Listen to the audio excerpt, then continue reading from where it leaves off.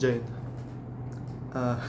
मेरे चेहरे की मुस्कान आपको बता ही रही होगी कि मैं ये वीडियो क्यों बना रहा हूँ, या फिर आपको चलिए ठीक है। तो सबसे पहले पूरे देश को, इसरो में काम करने वाले लाखों करोड़ों साइंटिस्ट को, इंजीनियर्स को, वर्कर्स को, जिन्होंने चंद्रयान 3 पे शुरुआत से काम किया है, मतलब सालों से इस पे काम चलता रहा है। चंद्रयान 2 के फेल होने के बाद में भी करीबन 4 साल हो गए।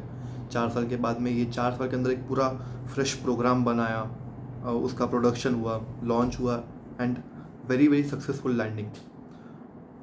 मिलियंस ऑफ लोगों ने देखा। आई थिंक नहीं करके भी I think 7-8% of the country's population तो एटलीस्ट ऑन रिकॉर्ड ही देखा है। मतलब आई थिंक कुछ 8 मिलियन के आसपास तो सिर्फ इसरो ऑफिशियल जो यूट्यूब चैनल है, इसरो का ऑफिशियल यूट्यूब चैनल, उस पर आई थिंक 8 मिलियन की लाइव वॉचिंग थी। उसके बाद में भी फिर कई सारे लोग लाइव थे, जैसे प्राइम मिनिस्टर लाइव थे अपने यूट्यूब चैनल पे, कई सारे और लोग, कई सारे न्यूज़ चैनल्स भी लाइव थे। तो ये तो मोबाइल का हुआ। स्टूडियो मतलब जो ऑन एयर था, जो टीवी पे आ रहे थे, वहाँ पे लाखों करोड़ लोगों ने देखा होगा। उसके अलावा कई सारी ऐसी भी जगह हैं जहाँ पर बहुत बड़े ग्रुप ने 100-150 कुछ हज़ार लोगों ने, क्योंकि कई सारे पॉलिटिशियंस से भी गैदरिंग ऑर्गेनाइज करी थी कि सब लोग साथ में बैठ के देखते हैं। तो इन शॉर्ट पूरे देश ने देखा, पूरे देश ने उसको सराहा, पूरे देश ने इसरो को बधाई दी। एंड उसी रास्ते पर कुछ लोग थे जिनको पीड़ा हुई एक ही करके आते। तो सबसे पहले तो मैं जब कल आई थिंक 6-3 या 6-4 के आसपास लैंड हुआ था सैटेलाइट, उसके बाद में मैं करीबन 1 आध घंटा तो मैंने वही सब मैं स्टडी कर रहा था। मैं आई थिंक 7:30 बजे के आसपास मैं ट्विटर पे ऐसे ही स्क्रॉल कर रहा था कि क्या चल रहा है ट्विटर पे, मतलब लोग किस बारे में बात कर रहे हैं। तो आई थिंक 28 या 29 हैशटैग्स चंद्रयान के ही थे। एक हैशटैग देखा, हैशटैग नेहरू या हैशटैग विजन, ऐसा कुछ तो भी था, तो नेहरू जी के विजन को लेके। तो आई वो सरप्राइज, मतलब नेहरू जी का नाम यहाँ पे क्यों आया। अब मैं वो उस पर फिर मैं गया तो देखा कि कांग्रेस पार्टी वाले या कुछ उनके अनऑफिशियल कांग्रेस पार्टी के मेंबर्स, जैसे कुछ आर्टिस्ट हो गए, कुछ सिंगर्स हो गए, वो लोग कह रहे थे कि भाई ये नेहरू का विजन है, उसकी वजह से हुआ। तो हाँ ठीक है भाई, अभी जो व्यक्ति 1964 में विजन देख के मर गया और उसके मतलब सिर्फ यही बोलना बाकी रह गया था फिर मेरे ख्याल से कि भाई यहाँ से जो लैंडिंग का टाइम, मतलब जो लैंडिंग का टाइम था, जो रूट था, जो लॉन्च टाइम था, किस रास्ते से जाएगा, कितना फ्यूल कंज्यूम करेगा, आई थिंक नेहरू जी ये भी किसी ना किसी को बोल के गए होंगे कि भाई 2023 में ये वहाँ पे बोल देना, मतलब इसरो के साइंटिस्ट को जाके बोल देना, ताकि वो लोग इन कोऑर्डिनेट्स के हिसाब से रॉकेट लॉन्च करें एंड इंडिया को सक्सेस मिले। तो अच्छा, वैसे एक सवाल, नेहरू जी की डेथ हुई थी 1964 में, इसरो वॉज एस्टेब्लिश इन 1969। तो ठीक है, मतलब जस्ट आस्किंग। अभी मेरा अगला टॉपिक वही था, just asking. Prakash Raj ji actor अच्छे हैं, पर बेहतर होगा आप एक्टिंग में ही रहे। मतलब कोई ज़रूरत नहीं थी वो बिना काम के एक मीम शेयर करने की, जिसमें आप क्या करना चाहे थे वो आपको ही पता। एक ऐसी ऑर्गेनाइजेशन के चीफ को, चेयरपर्सन को, जिसने कि अपनी लाइफ का इतना क्रूशियल टाइम, मतलब इतना ज़्यादा टाइम देश के डेवलपमेंट के लिए दिया है, वो भी इतनी कम सैलरी के लिए। मतलब चाहते तो वो भी नासा या वेस्ट में या रशिया में किसी भी एजेंसी ज्वाइन कर सकते थे। आई एम श्योर उनको ऑफर्स आए होंगे, अभी उनकी जितनी सैलरी उससे 10 या 15 times higher. But he decided to stick to his nation, he decided to remain loyal to his nation. आपने उसकी इज्जत नहीं करी। क्यों? क्योंकि आपकी एक आइडियोलॉजी है कि आप एक पॉलिटिकल पार्टी को या एक पॉलिटिकल पर्सन को आप एक्सेप्ट नहीं कर पा रहे। इसकी वजह से आपने वो मीम शेयर किया just to create some kind of a हुआ कि आपको कुछ उससे, आपके आइडियोलॉजी को उससे कुछ बेनिफिट मिल जाए, बट वैसा हुआ नहीं। वो ट्वीट एक्चुअली मैंने कल सुबह देखा था, मतलब जब मैं इसके बारे में सब पढ़ना चालू कर रहा था तब। तो सबसे पहले तो मैं पूछना चाहूँगा कि भाई, मतलब मैं कोई अभद्र भाषा का इस्तेमाल नहीं करना चाहता, and this is the most, I think the decent word, the most decent word I can use for this situation. क्योंकि मैं एक्चुअली ये वीडियो कल रात को रिकॉर्ड करने वाला था, अभी मैं आज रात को रिकॉर्ड कर रहा हूँ, कल रात को करने वाला था, बट कल रात को मुझे प्रकाश राज जी पे गुस्सा इतना था कि मैं वीडियो में पक्का कुछ उल्टा सीधा बोल जाता। तो उसकी वजह से being very diplomatic, Prakash Raj की औकात क्या है? He is an actor, let him remain an actor. मतलब फॉर्चुनेटली हमारे देश में ऐसा होता नहीं है, बट कोई एक आर्मी वाला है, ठीक है, कोई मतलब डिफेंस में है या कोई सिक्योरिटी फोर्सेस में है, वो रिटायर होने के बाद में या काम करते हुए अगर जो डिफेंस से रिलेटेड, डिफेंस टेक्नोलॉजी से रिलेटेड, स्ट्रैटेजीज से रिलेटेड या किसी वैसी चीज़ में अपना कोई स्टेटमेंट दे, कोई मीम शेयर करे, कुछ इन्फॉर्मेशन दे, तो फिर समझ में आता है। बट अगर जो वो पॉलिटिक्स में आएगा, मतलब अगर जो वो एक पार्टी के मिनिस्टर को कॉल करा कि हाँ भाई आप ज़रा इन दो, मतलब इन 15-20 जगहों के एमएलएज को लेके आप सूरत के रास्ते गुवाहाटी निकल जाइए, तो who is going to take him seriously? Fortunately ऐसा होता नहीं, बिकॉज वैसा होगा भी नहीं, मतलब ठीक है। प्रकाश राज जी, अगर जो यही आप कुछ मूवीज़ के बारे में, आपकी तो मूवीज़ इतनी अच्छी चलती भी है, you are such an good actor, उसके बारे में ट्वीट करते तो अच्छा रहता, या कुछ मीम शेयर करते हैं बिना काम के, आप मतलब उड़ता तीर अपने अंदर ले लिया आपने। अब कहाँ लिया वो मैं बोल नहीं सकता ऑन कैमरा। मेरे दोस्तों के साथ में मैंने ये बात शेयर करी, वो लोग काफ़ी हंसे ये सुन के। अच्छा, तो एंड हाँ, जब सक्सेसफुल लैंड हो गया, तो उसके करीबन आई थिंक 1.5-2 घंटे के बाद में उनका भी ट्वीट आया कि कॉन्ग्रेचुलेशंस टू इसरो। सर अगर जो यही करना था, मतलब आपको इफेक्ट पता चल गया कि जब आप किसी ऐसे व्यक्ति के खिलाफ बोले जो देश के लिए अच्छा काम करे, तो फिर कैसे फटके पड़ते हैं जनता के। आई थिंक अभी आपको अच्छे से रियलाइज़ हो गया होगा, इसलिए आपने बाद में फिर कॉन्ग्रेचुलेशंस का मैसेज भी डाल दिया अपने ट्विटर अकाउंट पे। कुछ प्रतिक्रियाएं भी आई। आई थिंक यूके के कुछ न्यूज़ रीडर्स थे जिन्होंने कल शाम को जब लैंड हुआ उसके बाद में उनके प्रोग्राम चालू थे। मैंने अभी कुछ टाइम पहले उसके, आई थिंक आज शाम को मैंने उसके वीडियोस देखे। उसमें से एक भाई कह रहे हैं कि क्योंकि अभी इंडिया के स्पेस प्रोग्राम इतना डेवलप हो गया, तो that means India is becoming a rich country, तो I would invite India to return out $2.3 billion send by UK from 2016 to 2021। महोदय, क्या खा के बैठे हैं आप लाइफ पे?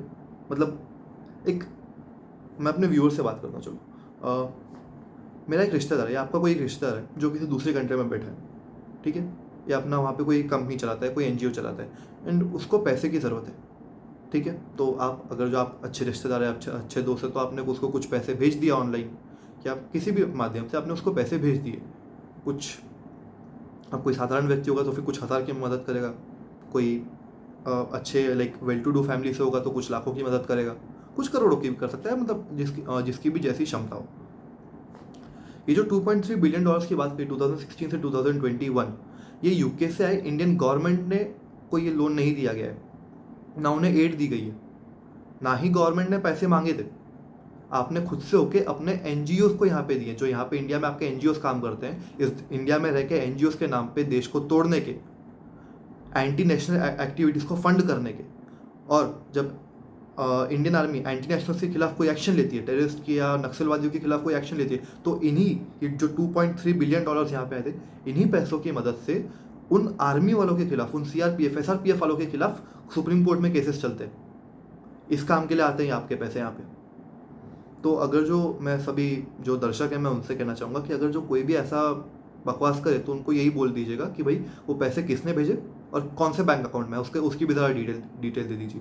मतलब ये एक ऐसी बात हो गई कि मेरा कोई कज़िन है या कोई दोस्त है जो कहीं यूके वगैरह में काम करता है या यूएस पे काम करता है, उसने बोला कि भाई पैसे की तंगी है, मुझे कुछ पैसे चाहिए, मैंने उसको भेज दिए कुछ 15-20 हज़ार रुपये। तो ये क्या, मैंने यूएस को 15-20 हज़ार को लोन दिया है या यूएस को 15-20 हज़ार की एड दी है?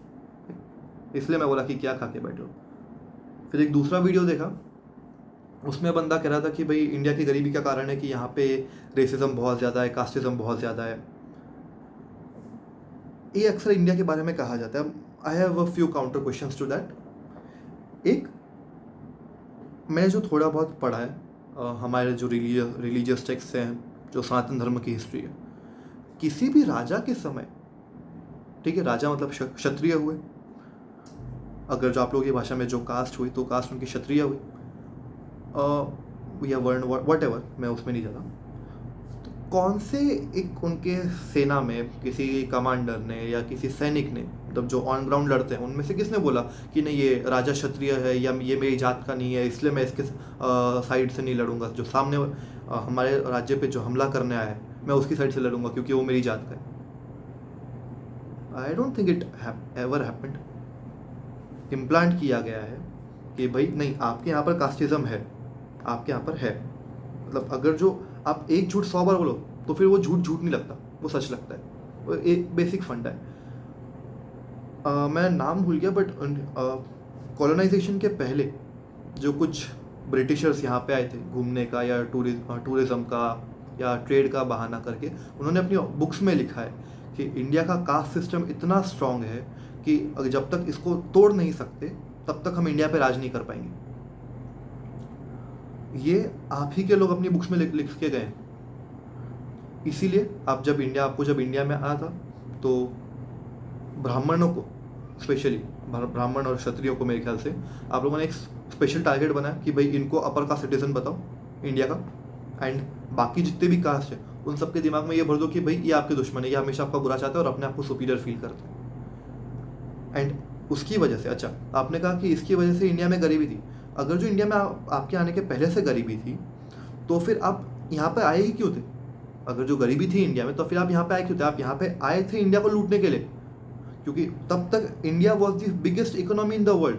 ब्रिटिशर्स के आने के पहले या मुगलों के यहाँ पे आने के पहले, इस्लामिक इन्वेडर्स के आने के पहले India was the biggest economy. Even after that for many centuries, जब तक ब्रिटिशर्स ने मतलब सीधा मिशन मोड पे इंडिया को लूटना चालू नहीं किया। आई थिंक आज की तारीख में अगर जो देखें तो सिर्फ इन 200 सालों में, जब ये अंग्रेज यहाँ पर थे, गोरे यहाँ पर थे, इन लोगों ने आज की तारीख में अराउंड 40 से 45 ट्रिलियन डॉलर्स यहाँ से लूट के लेके गए इंडिया की ज़मीन से, इंडियन सब कॉन्टिनेंट से मेरा मतलब है। आपका जो आप लोग अपने डेवलपमेंट पे, जो इंफ्रास्ट्रक्चर डेवलपमेंट है, रोड्स की कंडीशन है, हाई राइज बिल्डिंग है, इस पर इतना घमंड करते हो। भाई आपका जो अभी जो क्वीन ने लूटा था वो तो टपक गई। अभी आपका जो किंग है उसे कपड़ों का एक एक धागा आप अगर जो बेच दोगे ना तो भी आप अभी वो जो चोरी किया हुआ माल है वो लौटा नहीं पाओगे। इतनी खोखली इकोनॉमी है आप लोगों की कि अगर जो आप उसको ढकने जाओगे तो ढक नहीं पाओगे। अगर जो कभी किसी ने इंटरनेशनल कोर्ट ऑफ जस्टिस ने कह दिया कि भाई यूके ने, मतलब यूनाइटेड किंगडम ने या ब्रिटिशर्स ने जितना कुछ भी कॉलोनाइजेशन के पीरियड में जो 100-150 साल पूरी दुनिया से जहाँ पर भी लूटा है आपको वापस करना पड़ेगा। मैं बोल रहा हूँ बाकी पूरी दुनिया को छोड़ दो, अगर जो सिर्फ इंडिया को वापस करने का बोल दिया ना, आपकी कंट्री 3-4 बार बैंकरप्ट हो जाएगी और फिर भी वापस नहीं कर पाओगे। आप लोग इतना लूट के लेके गए हो और अभी बोल रहे हो कि इंडिया में गरीबी थी। मतलब यार, मैं एक्चुअली कल जब मैं ये देख रहा था ना तो ये जो मतलब जब मैंने वीडियो देखा, मैं बहुत इतना गुस्से में था मैं कि मतलब आई एम डैम श्योर कि मेरे मुंह से गाली निकलती थी मैं ये जब वीडियो रिकॉर्ड कर रहा हूँ। इसलिए I gave myself some time कि थोड़ा सा काम डाउन हो जाता हूँ वरना प्रॉब्लम हो जाएगी।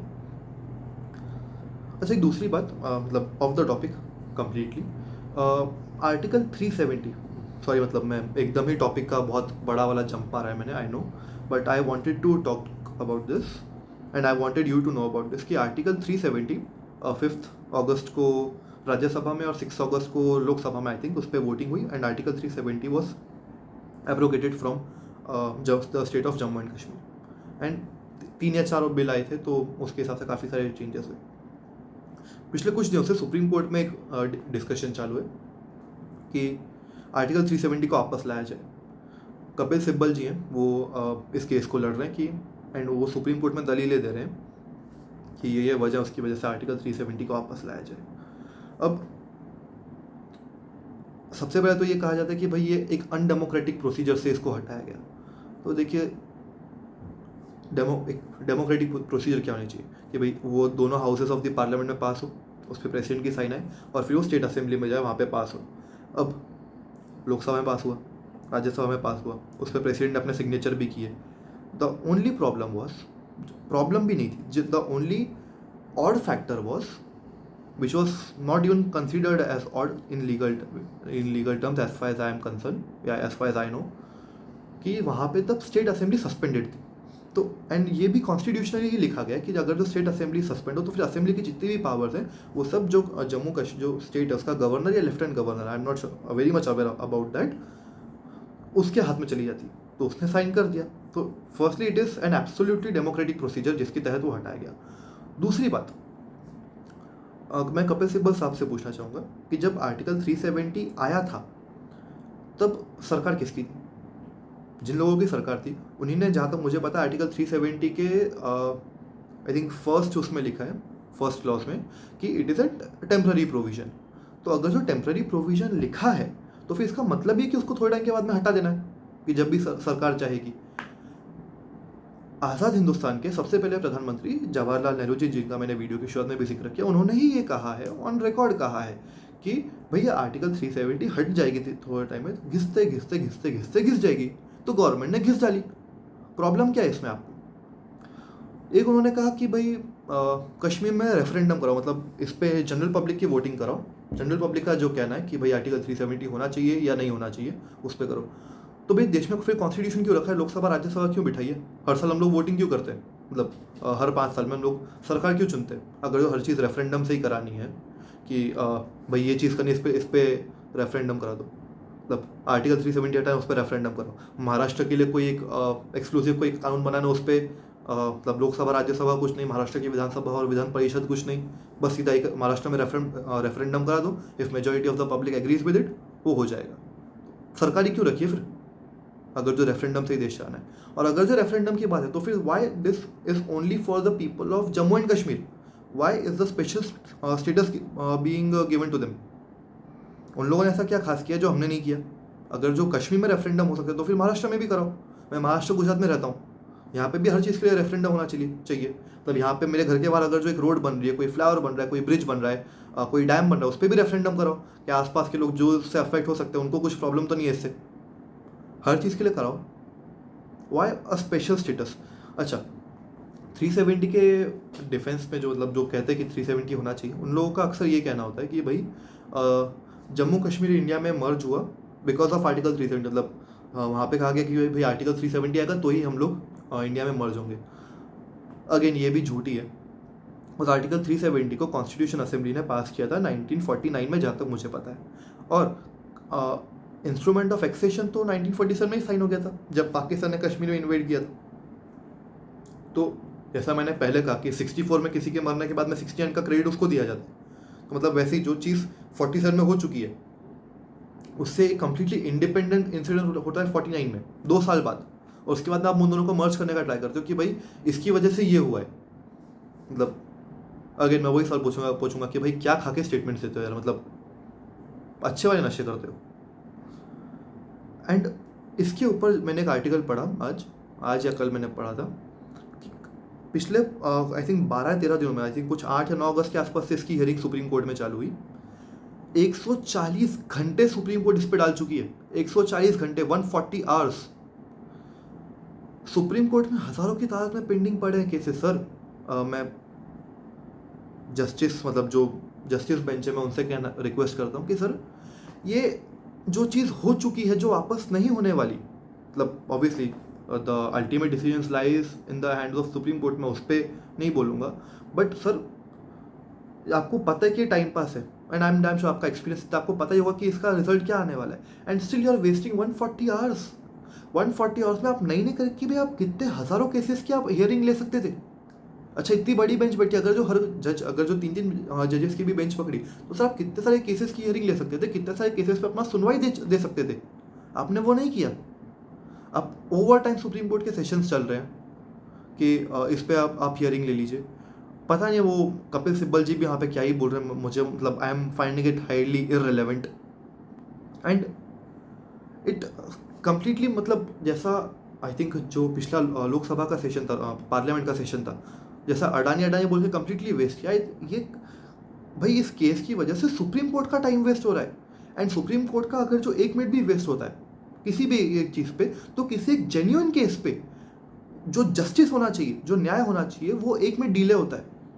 अपॉर्चुनिटी कॉस्ट देख रहे हैं आप इसकी? तो मतलब क्या जैसा मोदी जी ने कहा था कि जुडिशरी में क्या चल रहा है वो सबको ही पता है। आई वुड रिक्वेस्ट कि अगर जो कोई भी मतलब कोई लॉ से या कोर्ट से या जुडिशरी से रिलेटेड है वो देख रहा हो तो प्लीज़ अपने सर्कल में इसकी ये बात को फैलाइए आप, क्योंकि ये बात अगर जो फैलेगी तो ही सुप्रीम कोर्ट पे प्रेशर जा सकता है। या इन्फ्लुएंस करने का नहीं बोल रहा, बट सुप्रीम कोर्ट को पता चलेगा कि भाई जनता इस बात से खुश नहीं है कि आप इतना टाइम वेस्ट कर रहे हो, इतना पैसा वेस्ट कर रहे हो एक ऐसी चीज़ पे जो which is completely useless. And आखिरी बात मैं 370 के बारे में, इसके बाद मैं एम एंडिंग द वीडियो, काफ़ी लंबा वीडियो हो गया मेरे ख्याल से। 370 की ज़रूरत क्या है आज की तारीख में? 370 की ज़रूरत क्या है? मतलब एक कोई मुझे वीडियो के कमेंट्स पे कोई भी एक अच्छी बात बता दे, या कोई मुझे अगर जो पर्सनली डीएम भी करना चाहे व्हाट्सअप या इंस्टा पे, तो मुझे आप एक बात बताइए कि 370 की ज़रूरत क्या है आज की तारीख में? why the 370 should be there. I recently saw around 15th or 16th August I saw a video on YouTube कि जहाँ पे कई सारे जो यूट्यूबर्स थे, मतलब मल्टीपल वीडियोस का वो कोलैबोरेशन था, कि जब वहाँ पे नॉर्मल पब्लिक से जाके पूछा गया कि भाई आप आर्टिकल 370 के हटने से खुश है कि नहीं, आई थिंक मतलब हर वीडियो में वो इक्का दुक्का लोग छोड़ के जो दुकानदार थे उनका भी पॉइंट मैं बोलता हूँ आगे, वो सब लोग कहते हैं कि भाई अच्छा है, हमको घूमने को मिल रहा है, कोई कुछ कर्फ्यू वगैरह नहीं, हमारे बच्चे स्कूल जा रहे हैं, हमारी नौकरी अच्छी चल रही है। जो एक दो लोग भी उसके खिलाफ थे हर एक वीडियो में, उनका भी यही कहना था, मतलब आउट ऑफ 15-16 लोग जो उस वीडियो में, उसमें से एक दो का जो कहना था कि भाई हम दुकान चलाते हैं, अब यहाँ पे क्योंकि लैंड फिर 370 हटने की वजह से जो जम्मू कश्मीर का लैंड है वो पूरी इंडियन सिटीजन्स के लिए ओपन हो गया, बाहर के लोग यहाँ पे आके दुकान लगा रहे हैं, उसकी वजह से हमारा धंधा बंद पड़ रहा है।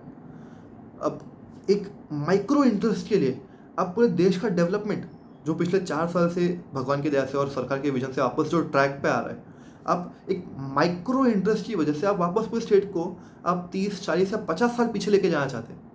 विचार करिए आप इस बात पे। तो I will keep it up to this. Thank you ये पूरा वीडियो आखिर तक देखने के लिए। जय हिंद।